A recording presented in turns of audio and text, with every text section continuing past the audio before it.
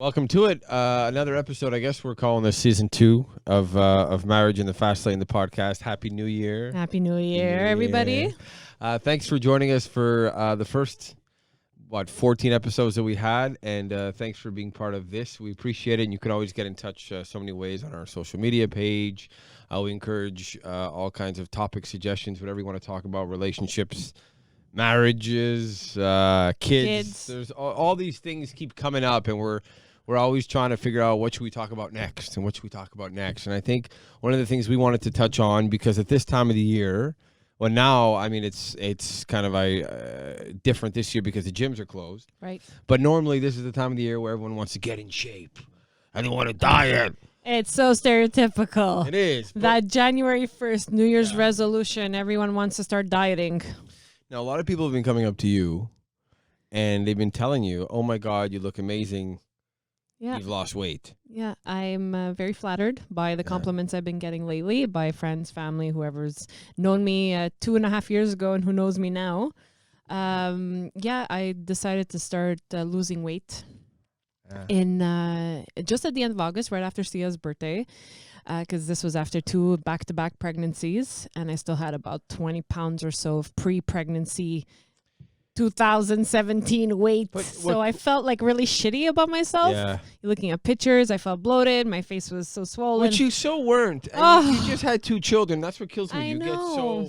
You get so hung up on that. Yeah, and I think myself, along with a lot of other women who have given birth, feel the same way.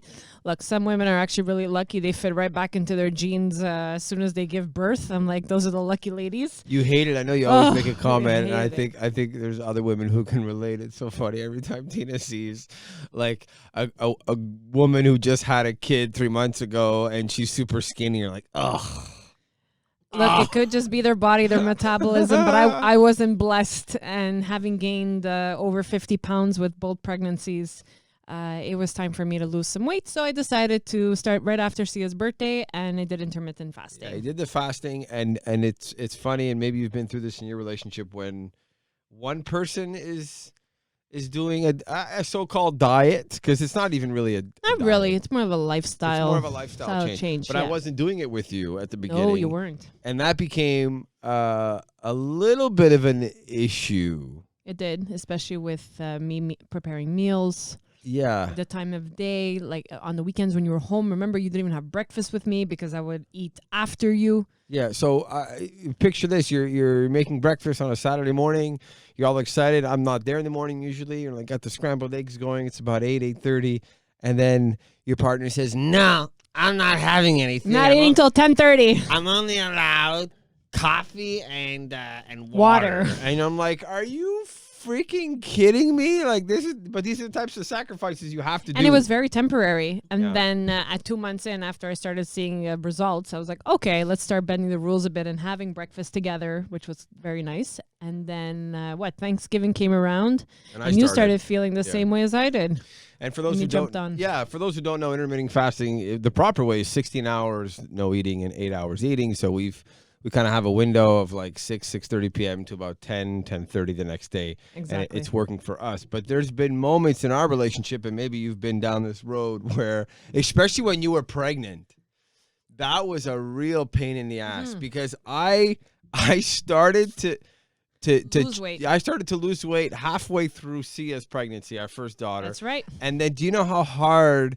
What a stupid decision in hindsight, because you were like... Really? It's the first time you talk about this. Well, no, because you were halfway through your pregnancy. That's when my cravings were jump-started, and I was eating so much and eating in the middle of the night and before bed, and you were not enjoying the sweets and my cravings with me, and that was really frustrating sometimes. But then I understood that you were on a diet, and you wanted to lose some weight, and I was there to encourage you.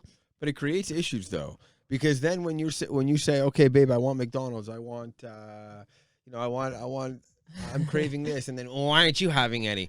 No, I'm good. I know. I would ask you every single time. So for your partner to sit there and literally just watch you have a Big Mac and fries or whatever it is, first of all, it's tough. Having a fry or two, no big deal. It's not like I would avoid everything. But then you're like, well, babe, I feel bad. Because the human reaction is to feel bad. Yes. Right? And I did feel bad, which is why I probably stopped myself 90% of the time, because you wouldn't enjoy those treats with me. I know. But, I was lucky when you would run to McDonald's to get me some ice cream. But what I didn't tell you is most of the times I would have wanted the Big Mac or the chicken nuggets to go with it. But then I felt bad eating it around you when you were trying to be so good. And you were very good. And even the second pregnancy, it was the same thing where I'm like, I don't want to go down that road again. It's so tempting. But you didn't gain weight No, during either pregnancy, whereas men in other situations would gain weight along with their pregnant wife. Yeah. And then feel the weight after. But you used to give me almost shit. You used to give me hell. I'd be like, babe, come on. What the hell? Here I am. I'm having a McFlurry. What are you doing? Oh. Not once did you ever have one with me. Not even once? No. I'm that sad. No, you were very strict. No, not that I can recall. The last time I remember us picking out a McDonald's was the day before you decided that diet when I was pregnant with Sia. Around Easter. 2018. Yeah. But it's because our bodies work differently. You say that. It's true. I gain weight so damn fast. This friggin' pandemic has killed me, and I'm trying to be all good all the time. Oh, didn't you start losing weight before the pandemic? Yeah, but then I gained it back in the beginning, and I'm losing Not it all now. of it. You lost like 40 pounds since 2018? Fine. Approximately. Something like that. So you that. gained back 5-7 pounds. It's not the end of the world. But I'm telling you, and now we're coming off the holidays where it's like, oh, I feel like shit again. I got to get Well, it's our discipline now. We have to get back into the routine. It hasn't been easy for me either because I pretty much cheated throughout those 2 weeks. Yeah. And now getting back into it is very difficult. Like my body is like craving food again in the morning and I'm getting headaches. Aren't like you. Yeah. You know, you just this morning you went out for a walk and you came home and you're like, I'm starving. I almost passed out. You almost passed out. You looked at that time. You said, oh, it's 10 o'clock. Time to eat. Yeah. But we did. Yeah, we did. But for those contemplating it, we're not friggin' nutritionists or personal trainers or anything. No, we're not going to encourage Far you. From it. We're not going to encourage you to do something. Make your own decisions. For us, we've realized you get hungry at like hour 10, 11, 12, and then it kind of just passes. It's weird. It goes away. It depends. Like For me, sometimes I'm starving at 7 o'clock in the morning and I want to eat breakfast so badly, but then I just plow through it. The girls keep me busy, drinking water, drinking a black coffee because you can't even put milk in your coffee. And just the girls keep me busy. By the time you get home from work, we end up having breakfast, brunch, lunch, whatever you want to call it. But the hunger does go away eventually. Yes. Like you've experienced. And maybe you're doing it, but you say, oh, I have to put something in my coffee, or you're not supposed to. You're not supposed to. You are nothing. Not supposed to. You're breaking the rules, no sweeteners, no 10-calorie this, no nothing. And we've seen, I always admire couples where one of them is trying to diet and the other's not. I don't know how it works. It's not going to work. It's not going to work. I can't imagine how many fights are around what to prepare for meals. Who wants to eat more junk food? Who doesn't? Who wants to eat at 7 o'clock at night? Who wants to eat at 5 o'clock? Or whatever. Anyway, we've come to a good compromise, I find. We have finally. Well, we've realized it's the first time in 5 years that we're kind of on the same page when it comes to, well, the first few years that we didn't give a shit. Both of us were just picking out all the time. Right. But I mean, we're finally on the same page in terms of like a quote unquote diet, lifestyle, whatever you want to call it. And what to eat and what time of the day to eat and when we can cheat. Yeah. Because you used to give me hell, and we've talked about it on the podcast before. And everything. You don't want to have a carb. For dinner. You don't want to have. You don't want to have. Now, ladies and gentlemen, believe it or not, he doesn't give me any issues. If I say, hey, let's have pasta for dinner or let's have potatoes or rice with our meal, hey, you're on board. And I'm happy about that. Yeah. And you see, it didn't make you gain weight. Yeah, I know. Well, they do it in Italy, right? They eat pasta like every day at like 9, 10 o'clock. They eat like 10, 11 o'clock at night. Yeah. They eat pasta all day long sometimes. I think that's the beauty of the intermittent fasting is because you can get away with stuff. It's just... But within your window, you can eat whatever you want. You shouldn't overindulge and say, hey, I'm going to start eating all the junk food I want just between those 8 hours. You can't. You still got to maintain like a healthy lifestyle. Yeah. Eating healthy foods. But I have not stopped myself, trust me, in these last 4 months that I said, oh, there's a piece of cake or a cookie lying around. You know what? Instead of having it at 7 o'clock, 8 o'clock at night, I'm going to have it at 3 o'clock in the afternoon. No, you do that. And I still lost weight. Oh. And we can also thank our friends at Steak Blur for helping us with meal preparation. Yes, and it's good that you brought them up because they are part of this podcast once again. So we got to say hi to the entire crew. Happy New Year to them. They sent us a beautiful Christmas card. That was really nice. That was so nice of them. And a box right before Christmas. A box before Christmas. They have variety boxes, all different types of meats that you can get every Friday. They deliver. There's going to be a pickup point in the West Island very soon. Or are they open yet? Pronto di Dio. Yeah, near St. Vitor. I'm not even sure if it's open yet. I don't know. But you can check them out on Instagram. And if you follow my Instagram, you see that I post a few pictures a week from meals that I take credit for that you actually have made.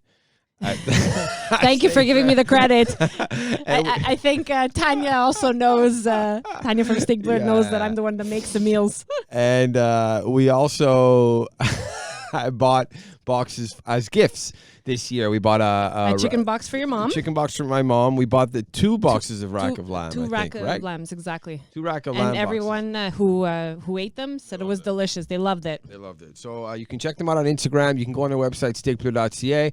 And if you enter the code FAST15 at checkout, you get 15% off the variety box, which is $98. It's brought back down to $85 or something. So steakblue.ca if you want to check that out. We are actually cheating right now. Yes, we are. It's 1 o'clock in the afternoon, and we're having coffee with liquor. It's like a Bailey's.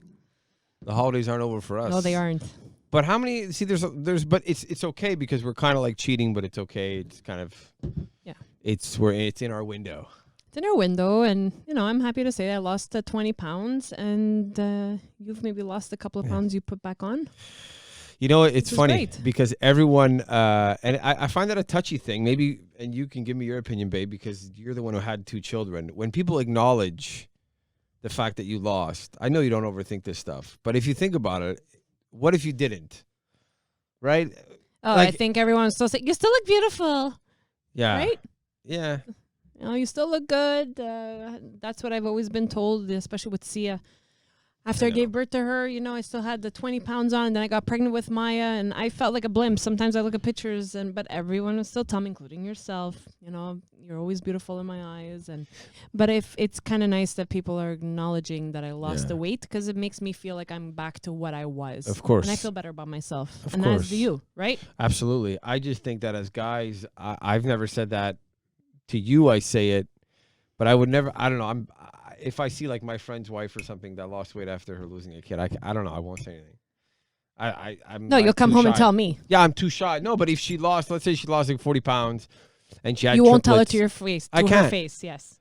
But that's okay. I think it's a man thing. Yeah, maybe. I don't think I can remember in the last couple of months a man complimenting me other than you and noticing my weight loss. It's mostly been like my family, like my cousins, my girlfriends. It hasn't been any men, that's for sure. I just find it's almost like you got to be careful. Yeah. You got to be careful, right? Like, if I say that, how big do they think they were, or are they going to think they were so big? No, I don't before? overthink that, but I know some women do. That's what I'm saying. Yeah. That's why I'm bringing that up. I know. I'm fully aware of how much I weighed before and how much I weighed now, and I did it for myself. I didn't do it to impress other people. No, I know, or you even. But I always want to look good for you. Oh, please, full of shit. You always look good for me. Mm-hmm, yeah, whatever. It's funny because we just want to mention one thing that your mother always says, and I laugh. She goes, "When Tina skips a meal, she loses weight," and it's partially true. It's almost true. It's unbelievable, and it's to the point where it's almost like people would like be jealous of how quickly. It's ridiculous how fast you can lose weight. It's insane. I guess at 35 years old, knock on wood, I'm still lucky that my metabolism works as quickly as it did. Like, what the hell are you eating? I want that. Same food you're eating. Like, it doesn't make any sense. Same meat, same pasta, same everything. And I eat a lot more sweets than you ever did. I know. Like, I just had a chocolate before we started this podcast. Thank you. I offered you one. You said no. I think banana. I'll eat yours. Yeah, you had a banana, of course. No, but but that's the difference. But though. I did. But it depends on people's bodies. Exactly. We know you can relate. Like being with you for 5 years, I can see. I'm like, oh my God. You just say, all right, you know what? This week I'm going to be good. Paf. You notice it right away. For me, I could lose weight somewhat. Not that it doesn't take forever, but gaining it just like that. Like, and you look at food and you gain. Man, I'll go through like 4 days of Christmas. This year wasn't so bad, but in previous years, and it's like all my pants were tight and I have like 4 suits that are all different sizes, like skinny Vinny, Medium like Vinny, mediocre Vinny, big Vinny, and like really fat ass Vinny that comes out like once every 10 years. Probably come back again. No, he won't. No, he will not. You're too conscious. You're right, but it's some days it's hard. Some days, like the other night, or was even last night, I just wanted to like crack open a beer and have some chips. I'm surprised you didn't. Yeah, because I was like by myself, and I was like, oh my God, you were sleeping. That's the hard part I find. It's at night, especially when you're on vacation like you are now, and we're just watching TV and it's 9 o'clock and we just want to munch on something. Yeah. And we've had so much control, and it's look, it's a good thing. It's a compliment that we're is. able to do that. A lot You're of right. people aren't able to. But the best advice, if you're trying to get into it, is have a routine. Because now that I'm not working for a couple of weeks, my routine is all thrown off a little bit in the morning. A little bit, yeah. Because that's what helped me Get used to that. get used to that. routine. Also, when I say routine, like structure, the second thing would be try to go to bed and wake up at the same time every day. Yeah, it's been impossible. That's what I'm saying. Yeah, with kids, it's hard. It's just the fact that now that I'm off, we want to stay up later. What happens when you stay up later? You want to munch things because you ate earlier. And everything just kind of, it's like a domino effect. So it's harder. And then it just takes more brain power, which is Self-control. self-control. Yeah. That's when you put a chocolate alcohol in your coffee. At 1 o'clock in the afternoon. Cheers. Salud. Salud. Thanks for listening to the podcast. We appreciate it. We're back every Sunday night at 7. There'll be a brand new episode. And again, we want to thank you for listening and being there. Thank you. Bye-bye. Cheers.